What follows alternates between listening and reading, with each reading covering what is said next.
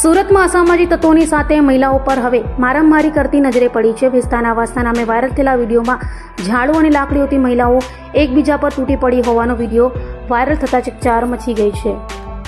સુરતમાં અસામાજિક તત્વોની સાથે મહિલાઓના આતંકનો વિડીયો સોશિયલ મીડિયામાં વાયરલ થયો છે. સુરતના વિસ્તારના નામે વાયરલ થયેલા વિડીયોમાં કેટલીક મહિલાઓ ઝાડુ અને લાકડીઓ સાથે એકબીજા પર તૂટી પડી હતી. ઘટનાના વિડીયોમાં દેખાય છે કે જાહેર રસ્તા પર ખુલ્લેઆમ મહિલાઓ દ્વારા મચાવાયેલા આતંકને લઈ બાળકો સહિતનાઓમાં ડર જોવા મળ્યો હતો.